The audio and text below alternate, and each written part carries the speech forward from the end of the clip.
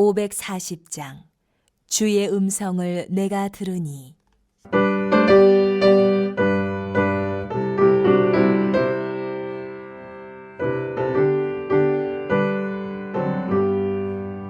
주의 음성을 내가 들으니 사랑한단 말일세. 믿는 마음으로 주께 가오니 나를 영접하소서. 내가 매일 십자가 앞에 더 가까이 가오니 구세주의 흘린 보배 비로소 나를 정케 하소서.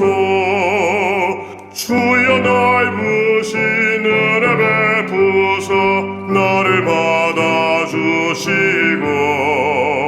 나의 품은 뜻 주의 뜻같이 되게 하여 주소서. 내가 매일 십자가 앞에 더 가까이 가오니 구세주의 흘린 보배 비로소 나를 정케 하소서.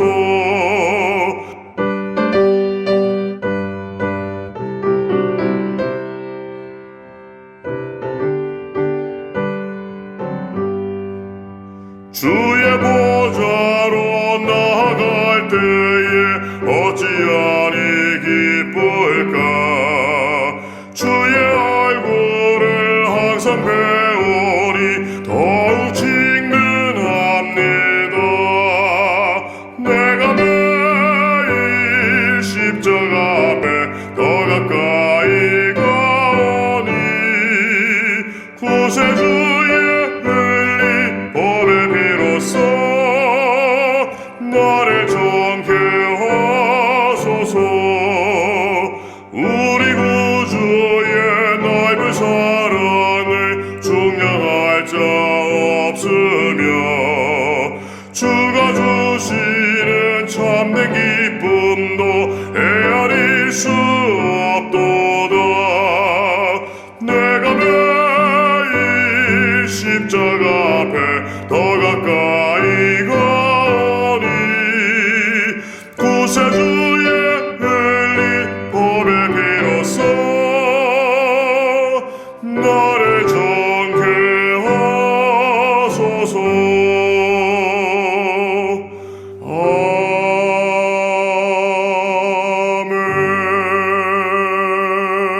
아멘. 제2장.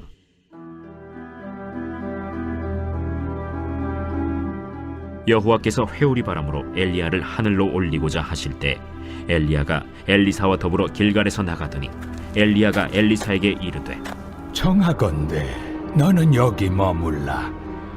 여호와께서 나를 베델로 보내시느니라.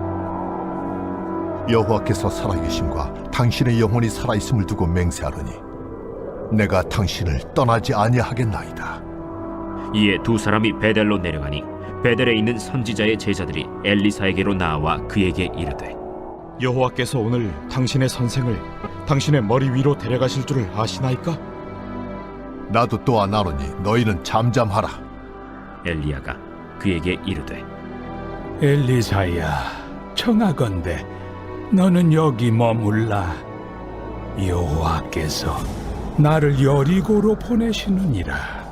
엘리사가 이르되 여호와께서 살아계심과 당신의 영혼이 살아있음을 두고 맹세하노니 내가 당신을 떠나지 아니하겠나이다.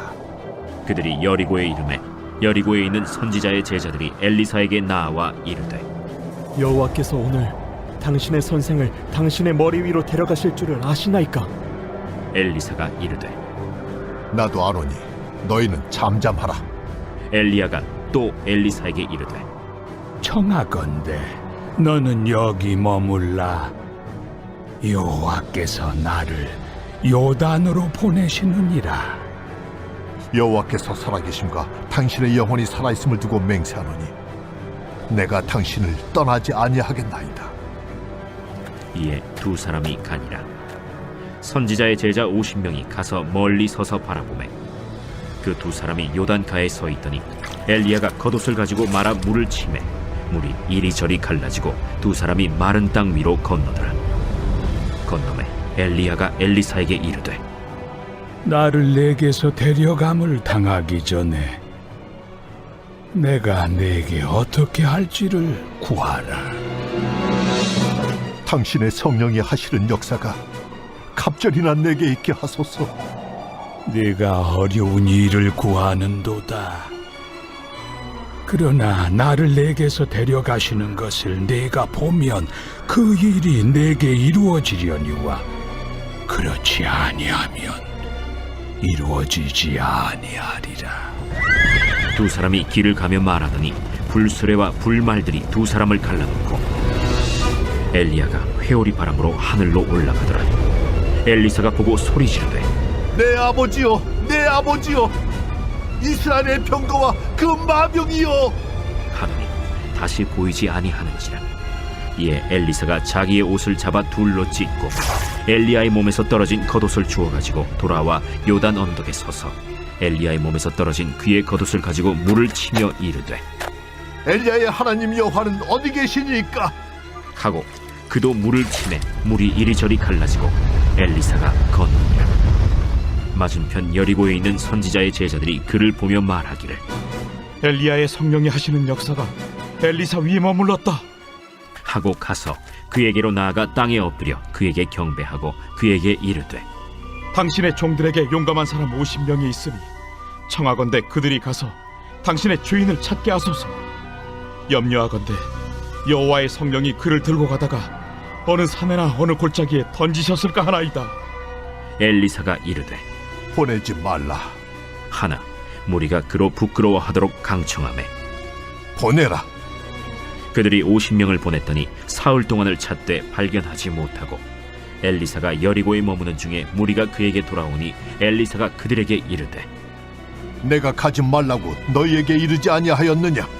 그 성읍 사람들이 엘리사에게 말하되 우리 주인께서 보시는 바와 같이 이 성읍의 위치는 좋으나 물이 나쁨으로 토산이 익지 못하고 떨어지나이다.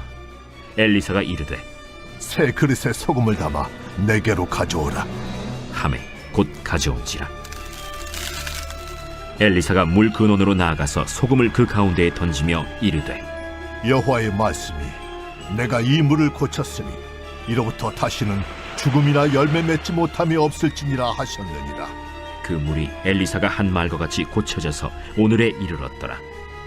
엘리사가 거기서 베델로 올라가더니 그가 길에서 올라갈 때에 작은 아이들이 성읍에서 나와 그를 조롱하여 이르되 대머리여 올라가라! 대머리여 올라가라! 엘리사가 뒤로 돌이켜 그들을 보고 여호와의 이름으로 저주하매 곧 수풀에서 암곰 둘이 나와서 아이들 중에 42명을 찢었더라. 엘리사가 거기서부터 갈멜산으로 가고 거기서 사마리아로 돌아왔더라. 이 시간 함께 예배하시는 우리 사랑하는 성도님들의 삶과 가정 가운데 하나님으로부터 은혜와 평강이 넘쳐나기를 축복합니다.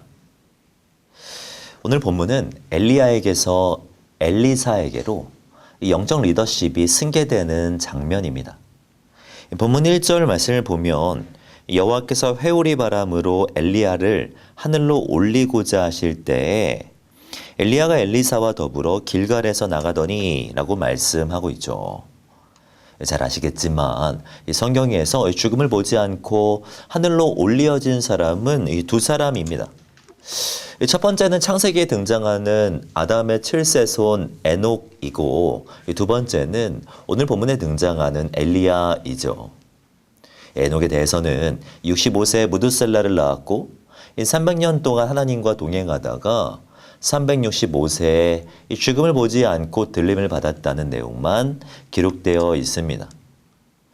반면에 엘리야에 대해서는 그가 어떻게 하나님의 부르심을 받았고 어떻게 하늘로 승천하게 되었는지를 아주 상세하게 기록하고 있죠. 그 기록이 오늘 본문인데요. 이 본문 말씀을 보면 그냥 지나칠 수 없는 아주 독특한 특징이 몇 가지 등장합니다. 첫 번째로 승천을 앞둔 엘리야를 이 선지자 엘리사가 아주 집요하게 따라다닌다는 것입니다. 이 본문의 앞부분을 보면 하나님은 엘리야로 하여금 계속해서 이동하고 또 이동하도록 시키십니다. 길갈에 있던 엘리야를 베델로 가라고 하십니다. 4절을 보면 베델에서 여리고로 가라고 말씀하십니다. 우리 6절 말씀을 보면 여리고에서 또 요단으로 가라고 말씀하시면서 이 계속해서 장소를 옮겨 가시죠. 이유는 알 수 없지만 엘리야는 이동할 때마다 엘리사에게 따라오지 말라고 말합니다. 그러나 이 엘리사의 반응은 한결같습니다. 2절 말씀을 보면 엘리야가 엘리사에게 이르되 청하건대 너는 여기에 머물라. 여호와께서 나를 베델로 보내시느니라 하니 엘리사가 이르되 여호와께서 살아계심과 당신의 영혼이 살아있음을 두고 맹세하노니 내가 당신을 떠나지 아니하겠나이다 하는지라 라고 말씀하고 있죠. 이와 같은 표현이 오늘 본문에 3번이나 등장합니다. 그러니까 엘리야는 계속해서 엘리사와 거리를 두려고 하지만 엘리사는 절대로 엘리야와 떨어질 수 없다라고 계속해서 고백하고 있는 것이죠. 두 번째 특징이 있다면 엘리야에게 역사하셨던 성령 하나님이 엘리사에게 갑절로 임하신다라는 것입니다. 엘리사는 엘리야를 집요하게 따라다녔고 결국 엘리야로부터 원하는 것을 들어주겠다라는 말을 듣습니다. 그러자 엘리사는 기다렸다는 듯이 자신의 소원을 이야기하는데요. 그 소원이 9절 말씀입니다. 이 9절을 보면 건놈의 엘리야가 엘리사에게 이르되 나를 내게서 데려감을 당하기 전에 내가 내게 어떻게 할지를 구하라. 엘리사가 이르되 당신의 성령이 하시는 역사가 이 갑절이나 내게 있게 하소서 하는지라 라고 말씀하죠. 그러니까 엘리사가 엘리야에게 구한 것은 성령이었습니다. 이 성령의 갑절로 자신에게 임하게 해달라고 간구하는 것이죠. 실제로 이 대화가 있은 후 엘리야는 하늘로 올려지게 되고요. 엘리사에게는 성령의 갑절로 임하는 것을 볼 수 있습니다. 엘리야처럼 엘리사 또한 요단강을 가르고요.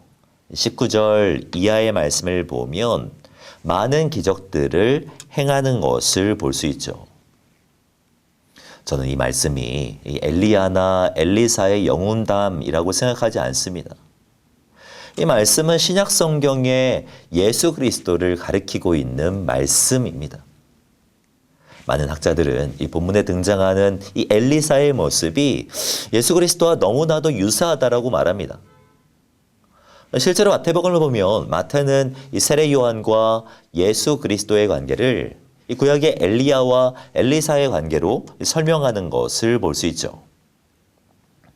요단강에서 엘리사가 엘리야의 후계자로 세움을 받은 것처럼 예수 그리스도께서는 요한의 뒤를 이어서 등장하십니다.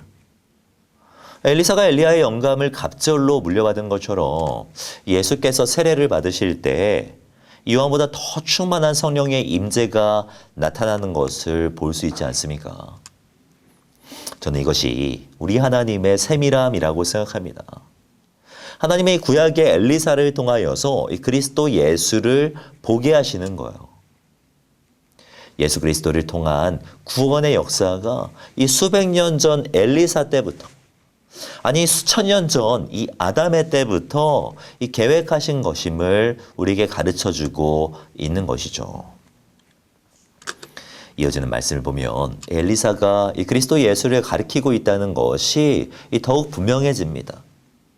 19절 이하를 보면 이 엘리사는 2가지 기적을 행하는데요. 그 기적이 예수 그리스도의 사역과 너무나도 유사하다는 것을 볼 수 있어요. 먼저 엘리사는요, 이 회복의 기적을 행합니다. 여리고 안에 물이 있었는데 수질이 좋지 않아서 열매도 못 맺고 이 땅을 황폐하게 하는 물이 있었습니다. 그런 물을 향하여서 엘리사가 말하는 거예요. 21절을 보면 엘리사가 물 근원으로 나아가서 소금을 그 가운데 던지며 이르되 여호와의 말씀이 내가 이 물을 고쳤으니 이로부터 다시는 죽음이나 열매 맺지 못함이 없을지니라 하셨느니라 하니 그 물이 엘리사가 한 말과 같이 고쳐져서 오늘에 이르렀더라 라고 말씀하죠. 우리가 주목할 것이 있다면 엘리사는 이 여리고라는 곳에서 이러한 기적을 행하였다는 것입니다. 여호수아서를 보면 하나님은 여리고를 진멸하라고 말씀하셨거든요. 여리고는 죽음의 땅이었습니다. 소망이라고는 찾아볼 수 없었습니다. 절망과 황폐함만 가득했던 이 여리고를 엘리사는 회복시킨 것이죠. 첫 번째 기적이 회복의 기적이었다면 두 번째는요, 심판의 기적입니다. 여리고에 있었던 엘리사는 이 베델로 올라가게 되는데요. 그때 자신을 대머리라고 놀리는 이 어린 아이들을 마주하게 됩니다. 그리고 엘리사는 자신을 놀리는 어린 아이들을 저주하게 되죠.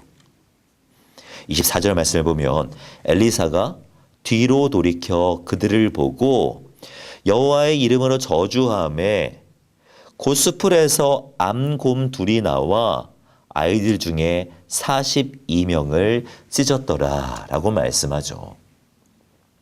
우리는 이 말씀을 묵상하면서 엘리사가 너무나도 감정적이었다는 것에 집중합니다.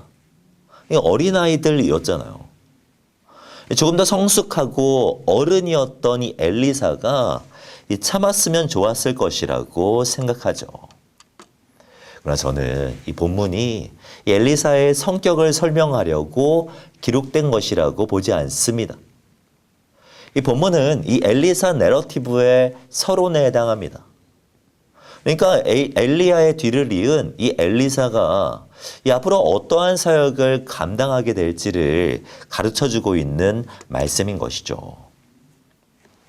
실제로 이후에 기록된 말씀들을 보면 엘리사는 회복과 심판을 선포하는 것을 볼 수 있습니다.